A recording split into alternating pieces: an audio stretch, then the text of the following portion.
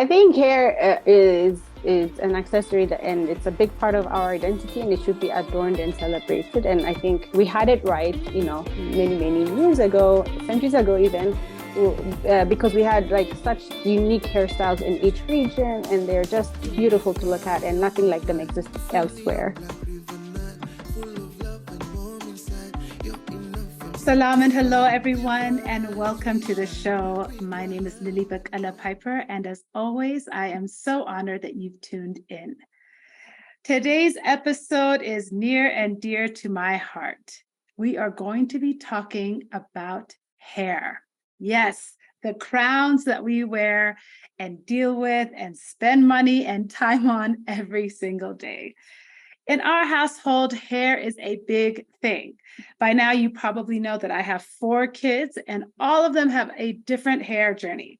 So my eldest daughter can do her own hair and does beautiful natural styles that oftentimes take her hours and hours, but I have to say, I am always impressed with the end result. My other daughter, who's my last born, has gone back and forth with her hairstyles. Right now, she's rocking a lot of twists and a lot of extensions, and in the process of growing out a relaxer that was really making her life easy for many years after having natural hair for almost her entire life. Then a couple of years ago, my sons decided that there was not enough hair drama in our house and they wanted in on the hair game too. So one of my sons has braids and the other one has very long locks that actually, I have to admit, look very, very good. And as for me, here in my 40s, I find myself in my own kind of new chapter of hair. I have for many years had my hair in its natural state after probably 20 plus years of having a relaxer, but my hair has gotten thinner. And so I've added clip-ins to help me add to, some volume and some length to my hair, and also, to protect the hair that I have on my head. So in addition to the time and money we're spending at our house, as I looked into the issue of Black hair, I was amazed to find out that many in the industry are predicting that by 2026, the Black hair care industry across the world, both in Africa and everywhere else, will reach the $1 trillion mark. That's right. $1 trillion are being spent by women across the world to maintain and care for their hair.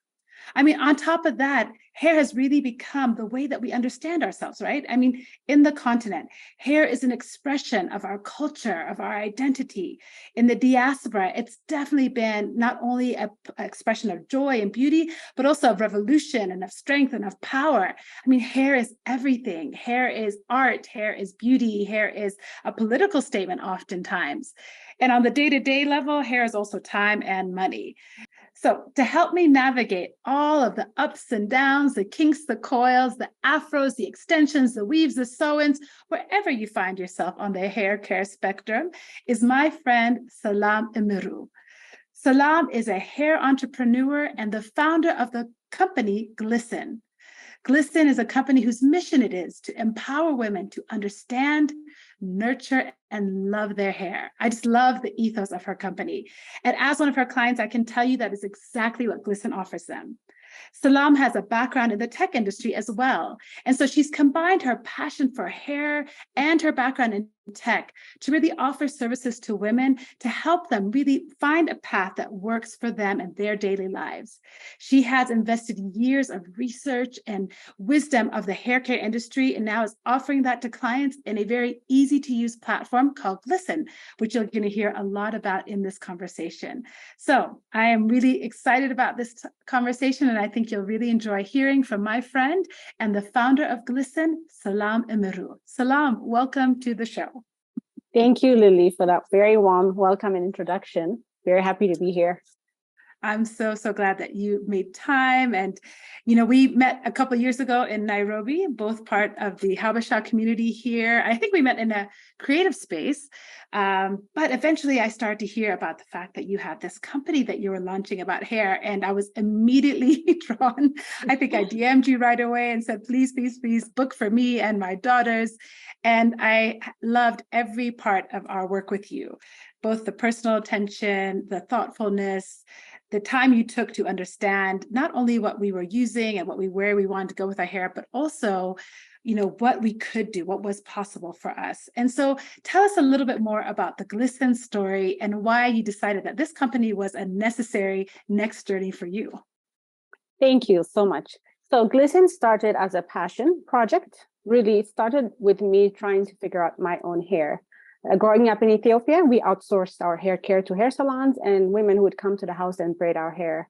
We never thought about even figuring out and styling our own hair. So fast forward to college, and after college, the work world that I entered, that's when I really needed to think about, okay, how do I style my hair consistently? And I was under the impression that I needed to have a certain straight haired look to fit in that corporate world.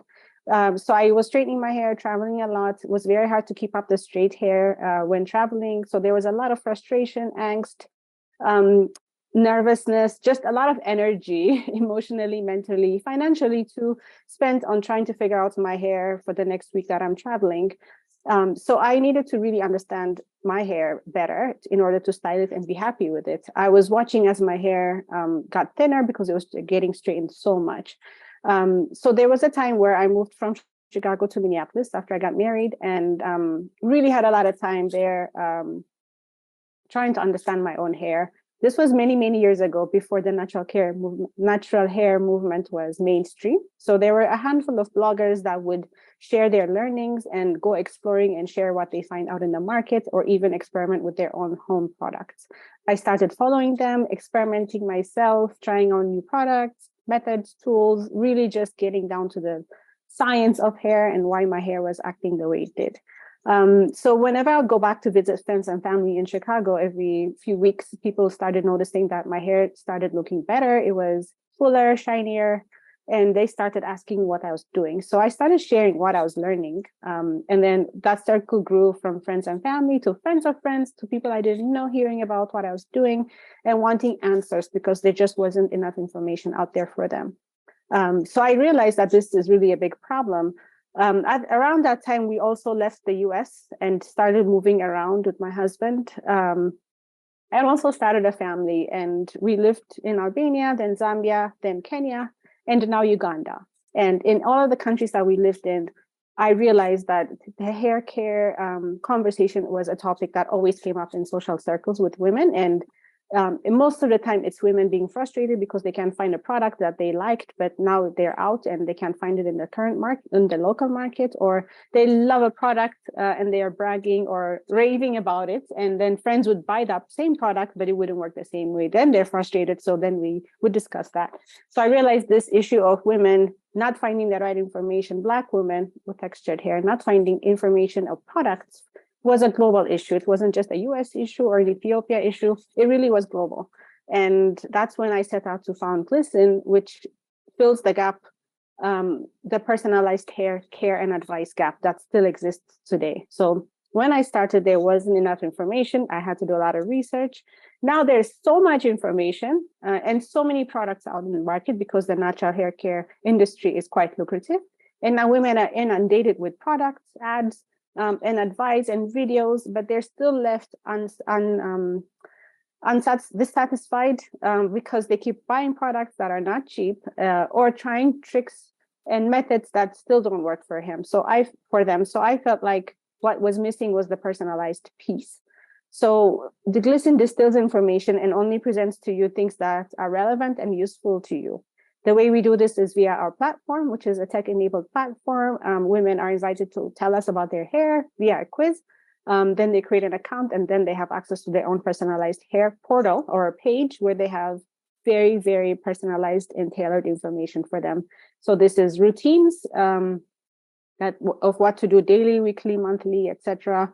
Products that they can buy that are handpicked again by the Glisen algorithm that will work for them, and tools as well as products, video tutorials created with their hair in mind, concoctions, recipes for concoctions and treatments that they can make at home. And for those that really want to get into the science of hair, we even have a section where we offer very detailed explanations of issues that they have said they encounter.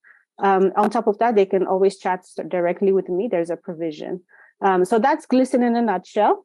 For those that also still want to have that one-on-one time with me and talk through their issues or have me. Thank you, Salam. I know how much that consultation what meant for my daughter and I, because you're absolutely right. As a mom who's had kids in the last 20 years, I was thrilled to find blog after blog and tutorial after tutorial, but then it was overwhelming. And there were so many styles that we tried that didn't work on our hair or didn't work the first or second time. And so having the opportunity to talk with you, walk through it, and then on your website, also having that personalized feedback was just unlike anything I'd ever had. And while you grew up in Ethiopia and were able to outsource it, I kind of had the opposite experience in the US of never going to a salon. I think on my wedding, I think when I got married, I went to a salon. But other than that, really, I just did not. We did it all at home, between my mother's knees and, she did my relaxers when I was a kid. And so like even then, even though I did my own hair, I still had to learn it, because if you have a relaxer, really it was wash, blow dry with whatever, manaman, and then hot curling iron. That was it. I didn't understand any other part of it except I didn't want to get it wet. That was the number one rule. Don't get it wet, So Glisen is really, I think, a whole new way to learn about your hair and interact with your hair that we really, really have needed. Let me ask you, when clients come to you and they use your platform, what do you want them to feel after they've had an experience with Glisen about themselves and about their hair? So our mission at Glisen is to empower women to understand, nurture, and love their hair. So I want them to understand their hair first and foremost.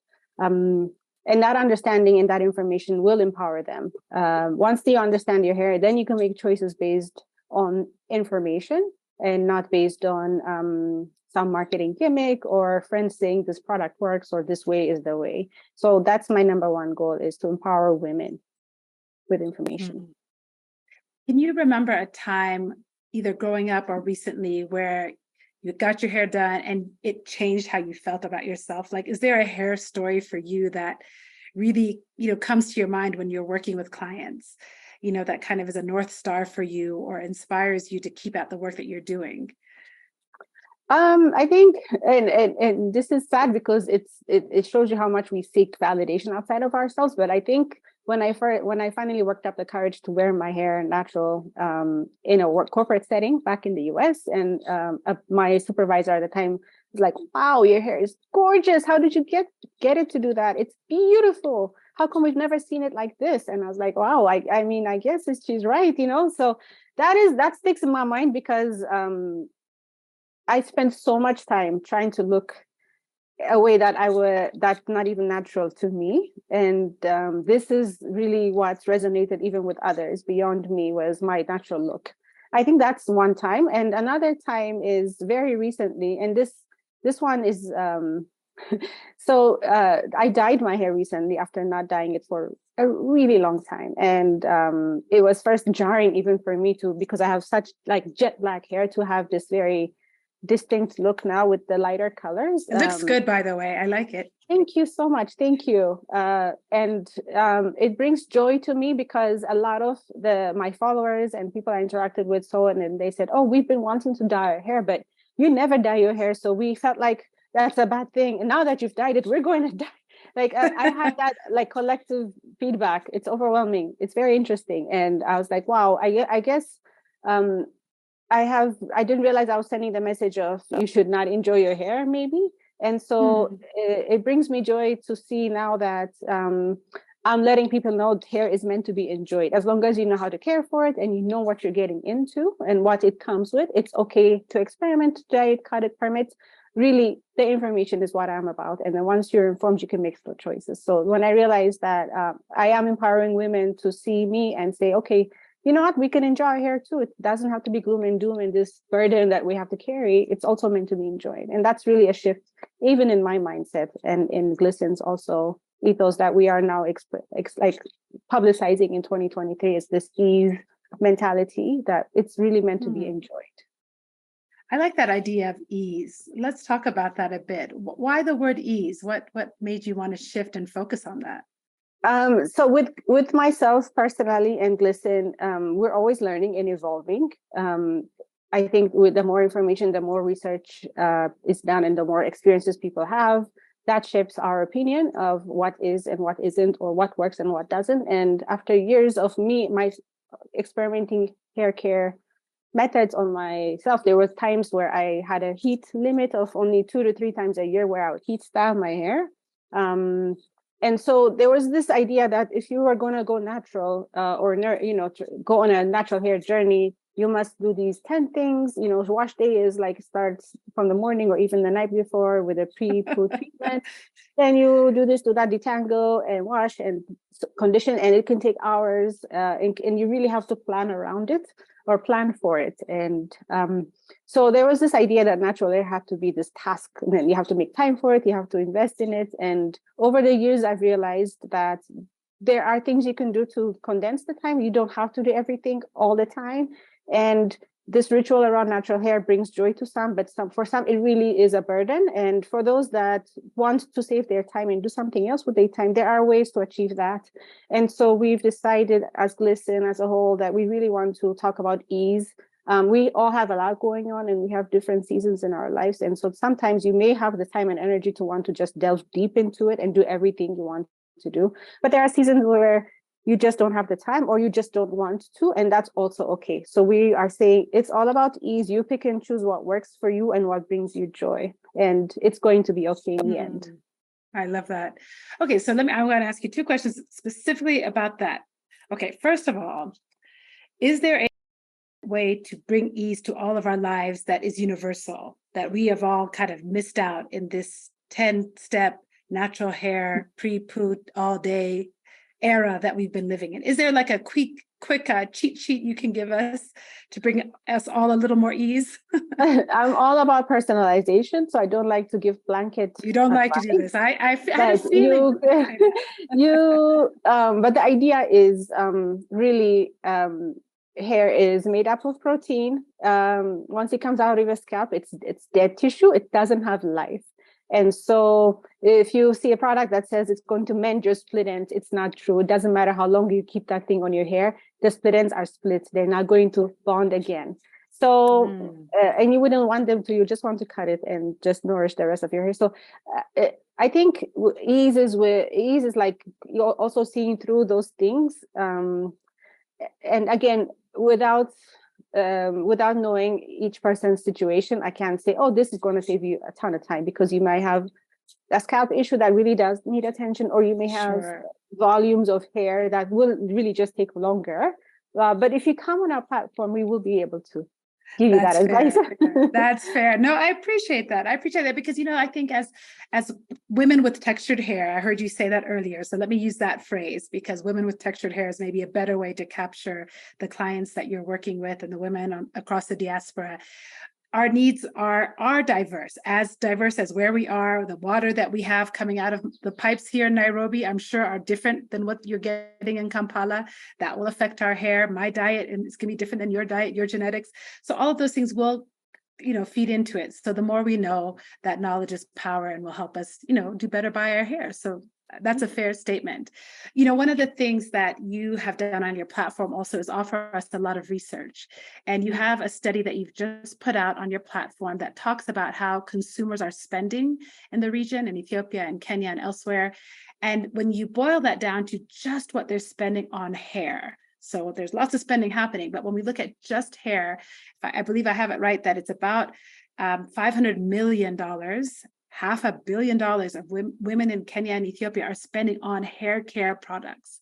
So that's just our 2 countries in the last year have spent quite a lot of money on hair care products. Why, Selam? Why are we continuing to pour money into this industry? And is it serving us well?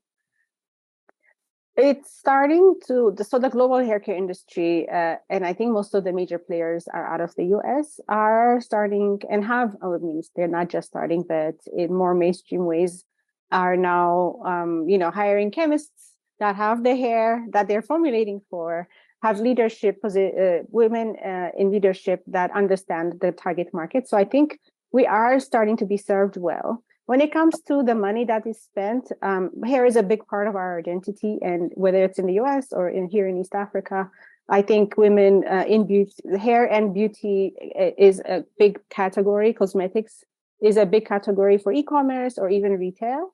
And hair is a big chunk of that category. And so it's just a growing category because of the growing middle class, higher discretionary spending, women having more authority over how to spend household income. So I think all those things are working together, and also internet penetration, availability of products here, more and more availability of products online, ease of purchasing online. So all those things I think coming together to facilitate more spending. So when you're advising clients, and you're trying to help them create solutions for their day-to-day life and for whatever season they're in with their hair, when they're choosing between maybe time and money, or money and time, resources, I mean, you have to choose, right? You can't always spend all the money or all the time that you want on your hair. How are you helping them find the right balance for where they are? I mean, and again, I know that each person is going to have their own, but there's got to be some kind of metric or some kind of guide that helps us stay on track, because this whole spending piece and the fact that the industry in a few years are predicting to be a $1 trillion industry is so mind-blowing. I mean, that's a radical shift, I think, from where we were a few years ago. So how should we be evaluating the time and the money that we're spending on our hair so that we make better decisions? Yes. So I think spending more, it's just in the forecast, I think has to do with the ease of being able to get access to things now more than before. You can just sit in Nairobi and order things on WhatsApp, and they're at your doorstep in an hour. So I think that contributes a lot to our access. Our access contributes a lot, as well as our increasing discretionary income and increasing middle class in Africa. But what I advise clients is once it all goes back to information, but there are certain things you just must have. You must be able to clean your hair and condition it. And so we start from the very basics of like, what do you need to do to keep your hair healthy? It needs to be cleaned and then conditioned. And then once we figure out the styles that they want to achieve, there are maybe some styling products and tools that are involved.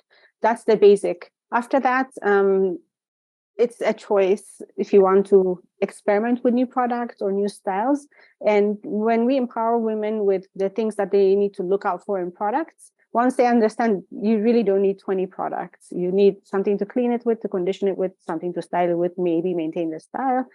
So once you understand the function of each product and how many you really need, then you also have that lens when you're going out shopping or you come across an ad. You'll be like, okay, what does this really do? What is the function? And do I already have that product? And then once you also know how to look at a product description and what ingredients you would like to have in your hair, it'd be very easy to pick the ones you would like, and you won't be distracted by the barrage of information being thrown at you. I'm kind of laughing to myself because as soon as you said how many products, I'm just thinking about, I'm in my daughter's room doing this episode in her bathroom.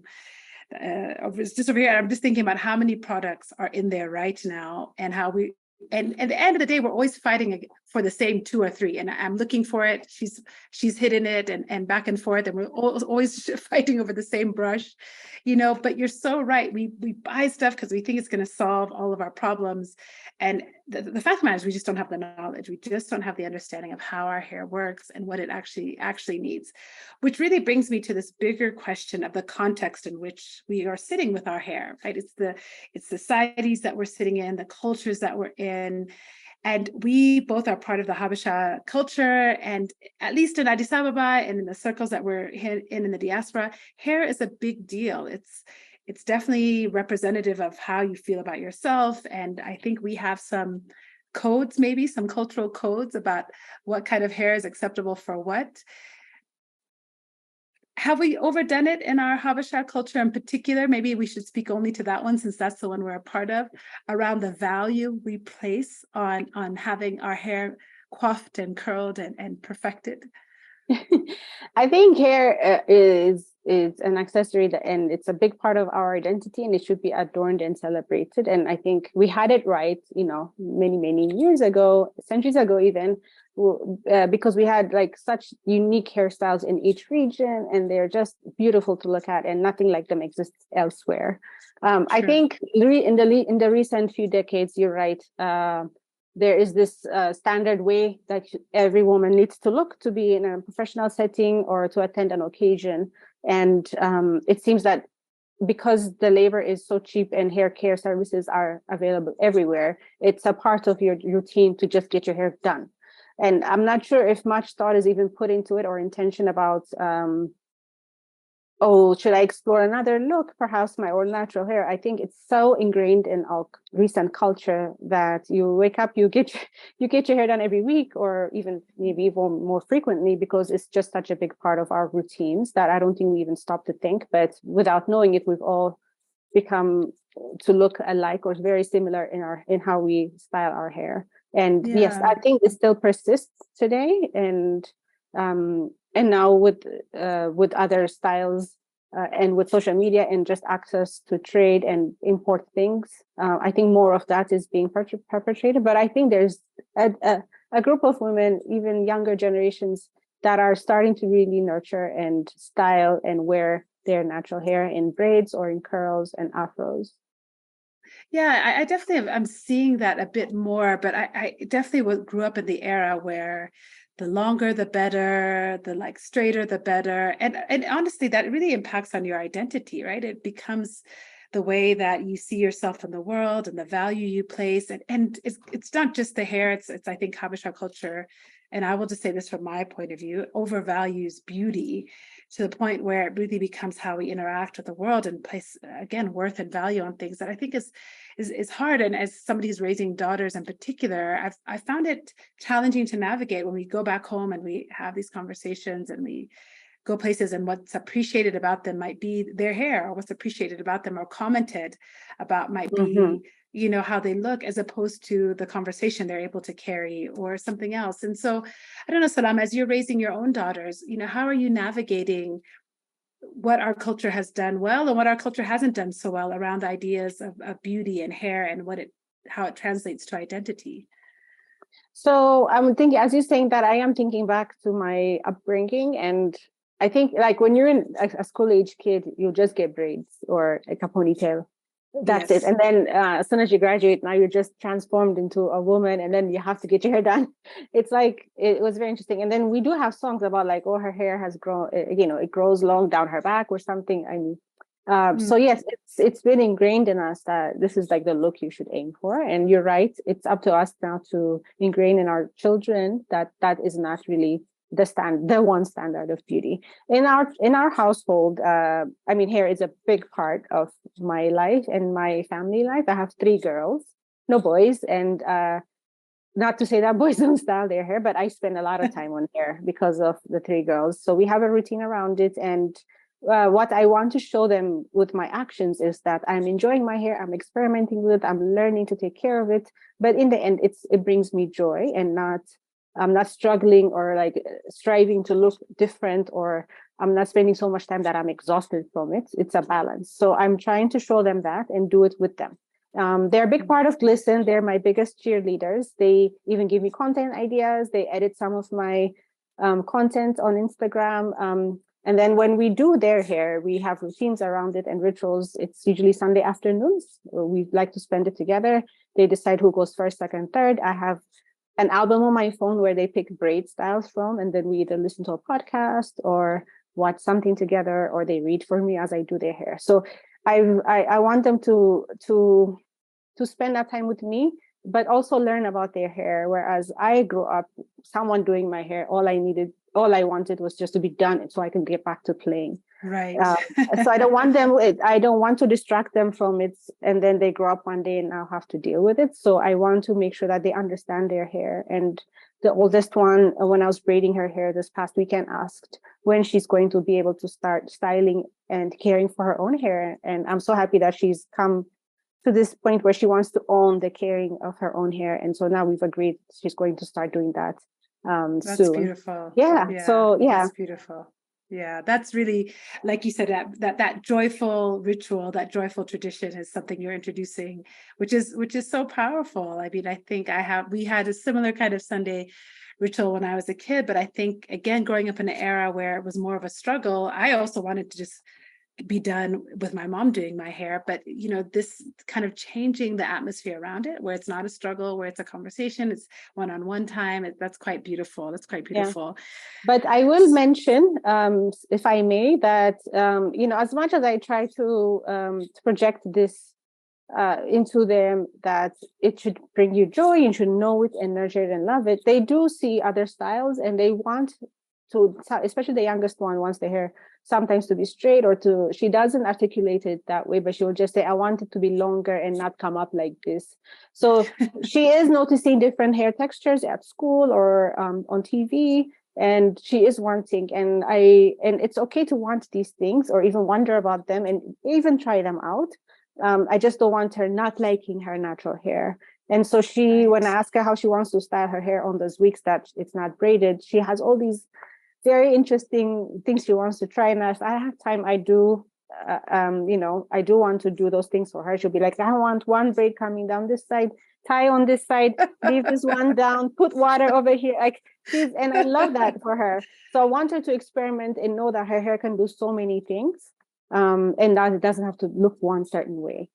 Yeah, I think that's really powerful, Salah, because I think in our efforts sometimes to affirm, particularly our Black daughters' identity around hair, we may absolutely shun everything else, right? And say, no, that's the colonizer's hair or whatever. And instead, what we need to do is allow the conversation to happen and invite the imagination to play out. And then most importantly, the conversation, right? Just to have the ability to converse with her about it. And then, like you said, to affirm that her own hair is beautiful as it is, but then let her play with it and find the joy for herself. But it does make me think about this whole natural hair care movement and how there has been, I think, phases of real judgment if you wanted to straighten your hair. And I remember when I had my fourth child, I was like, okay, enough natural hair. I'm going right back to my friend, the relaxer. Where's my dark and lovely? I'm going right back to getting a relaxer because it was so much easier. And I had 4 kids and I didn't have time for the pre-pooing manam. I wanted to have ease in my life.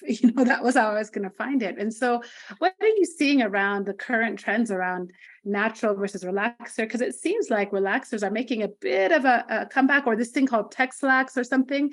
So what are you seeing around this? Yeah. So you're right. When the natural hair movement took over our lives, it was, natural hair or bust. Like if you're going to go natural, you go all natural, you do all the oil, the butter, the lock method, you do everything. And you change your name. It was intense. Yes. And we did it with pride because we were rediscovering ourselves, and we're not shy or afraid or ashamed of it anymore. And of course, company followed suit and started making products to ride on that wave. And so it just kept getting bigger and bigger. And there was a lot of judgment for those that wanted to relax it or even put heat on it. Like even I had 3 or 4 times a year that I would straighten my hair. That's how strict I was because that I was in it. But I think over the years, that has kind of worn off now. I think everyone is learning more now and deciding for themselves how they want to do their hair.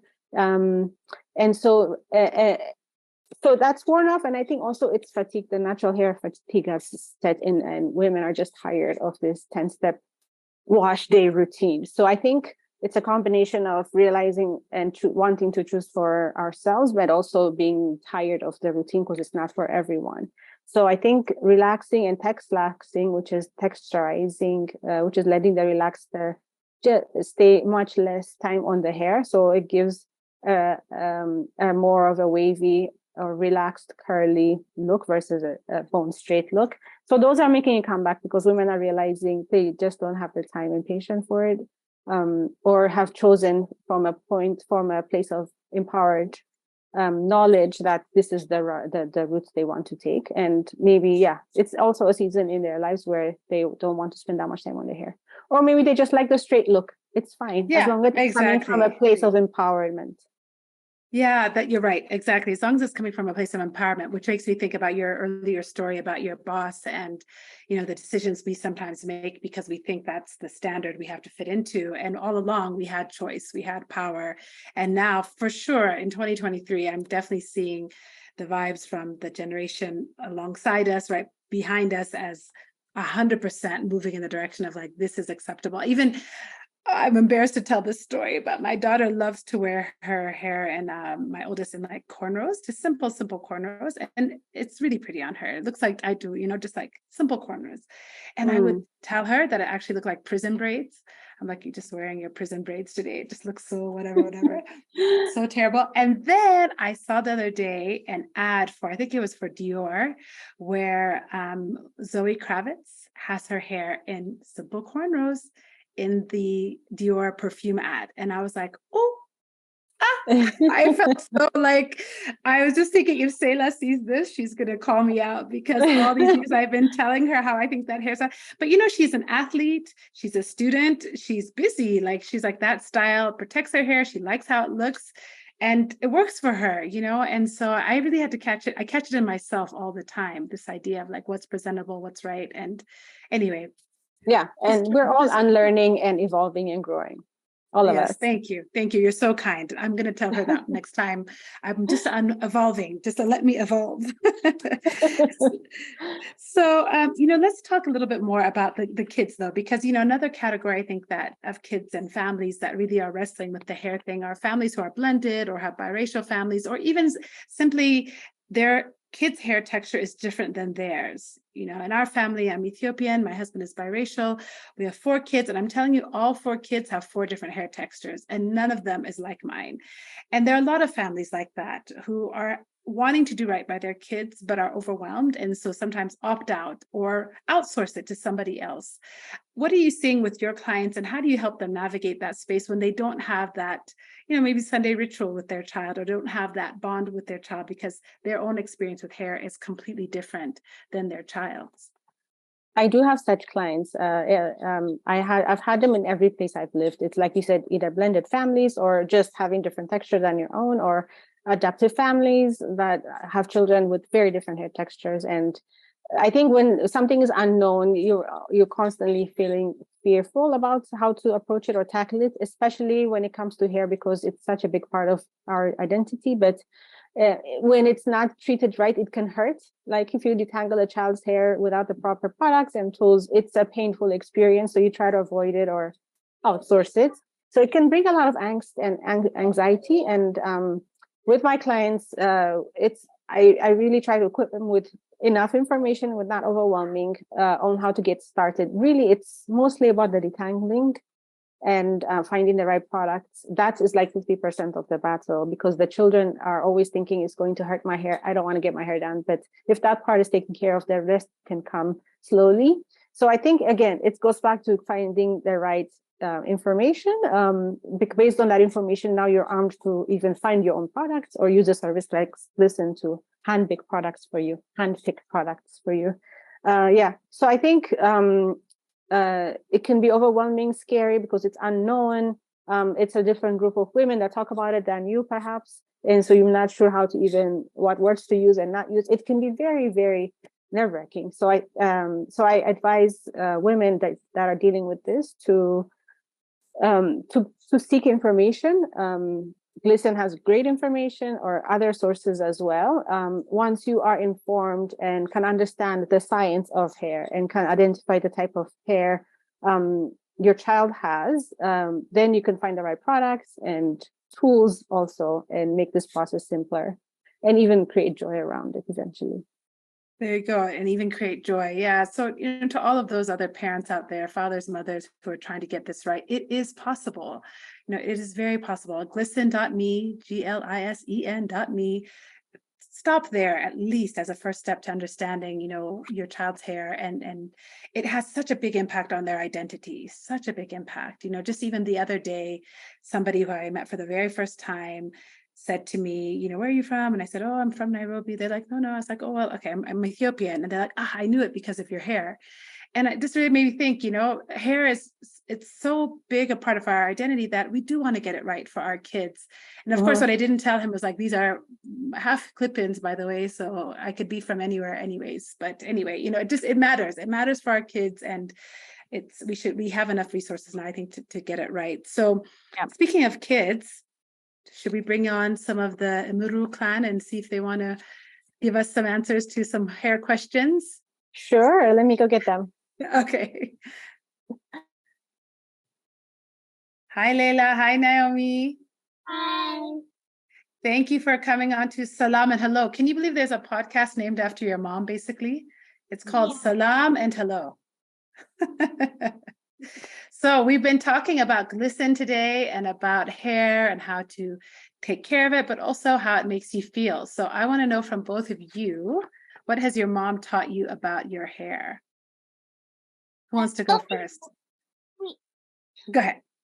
Always wash it after you swim. That's a very good point. And you know, some of us don't always do that, especially when we're on holiday, because we get too tired and we fall asleep. So excellent, excellent point. Naomi, what have you learned from your mom about hair? Well, after she washes it, she always has to put conditioner. Always have to. This is exactly what she told us earlier. So I can see she's really living it out. Okay. And what else? When she was straightening my hair, she said not to burn your ear. And did she burn your ear? Did your ears survive? Your ears are okay? Yeah. Whew, that's a good mom, because I have definitely burned my children's ears before. So you have a good mom. And tell me, what do you love about your hair? Both of you are wearing a different style today. Curly, straight, wavy. What do you love about your hair? I like it when the sun.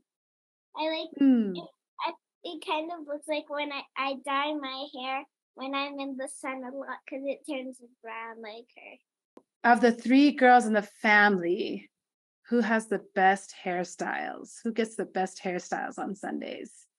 Our dad. This one. Very funny. Naomi's saying Layla. Layla's saying her dad. And should we tell the world the secret about your dad's hair? Yeah. What's the secret about your dad's hair? What's his secret? Oh, I stole it from him. He's bald. He's bald. That's the secret.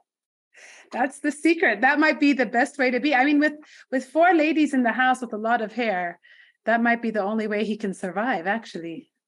You know, who would take care of him? So he decided just to get rid of it. He's the old one. That's so Naomi and Layla, to all the kids who might be listening today, any advice for them about how to take care of their hair? My mom always takes care of my hair, of untangling it. But she has this brush that can untangle hair.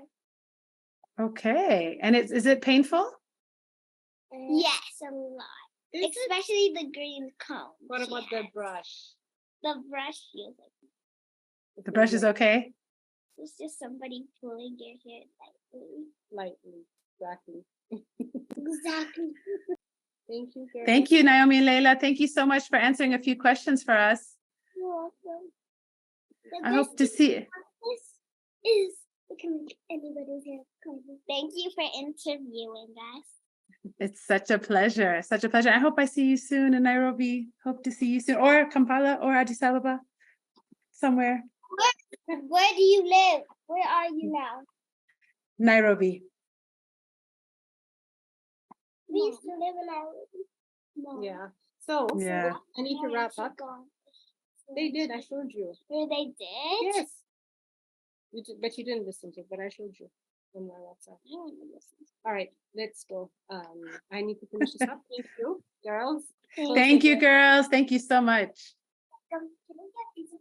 So, Salam, I was at an event last night, and there's probably 200 people in the room, and I was looking around, and there were so many Kenyan women and Pan-African women, and I was just, as always, amazed at the amazing styles I saw, expressions of personality, just the beautiful, powerful hairstyles across the room. And really, I was like, you know, Black hair is a miracle. It's just extraordinary what we are doing and what women are creating. And so what do you love about the work that you're doing? Because I can imagine that you see all kinds of creativity, as much as you see maybe questions and challenges, you must see just such incredible things every day. So what do you love about the work that you're doing and that Glisen is doing? So before I answer that, I want to echo your excitement. Before, I think, you know, many, many years ago, women would wear weaves or wigs as a way to not be able to deal with or want to deal with their natural hair. in some cases, but I think now more than ever, women are informed and they are empowered, and they're making choices to say, I'm gonna rock a red weave today, a purple one tomorrow, and then my natural hair, and maybe wear braids. And it's no longer this secret that you do behind closed doors or something you don't share. I think it's an accessory, and women are realizing it and making choices from a place of empowerment. And I really like that. Women are expressing themselves in many ways with hair. And it's just a joy to see. What I like most about the work I do is the empowerment piece of seeing women finally understand their hair and know that they are in control of the choices they make. They're not, leaving it to a hairstylist to tell them what to do, or just buying what they're sold and then being frustrated. They're not nervous about a style that they want to try, but they're not sure if it's going to work. Like, this information curated to them is empowering them. And that's what I love to see. That's fantastic. So before we let you go, we like to end our show by asking our guests 2 questions. So let me ask you, what's your favorite drink?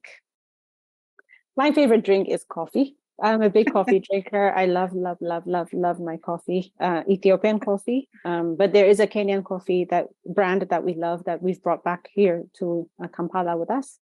I wake up, and when I think about the coffee I'm going to have, I just get excited. I love coffee. I could just see you waking up and smiling, waiting for that first cup. So I have to know what Kenyan brands you like, because I have my opinions as well. I like Safari Lounge. Okay, Safari Lounge. I'll have to try them. I'm Spring Valley girl myself, but I will have to try Safari Lounge. Okay, that's a high recommendation coming from you.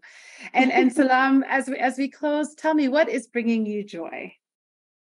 Watching my children grow up and become their own humans, and how they experience the world. It's so different from me. I learn something new every day, and I'm really enjoying this time with them right now. Oh, that's fantastic.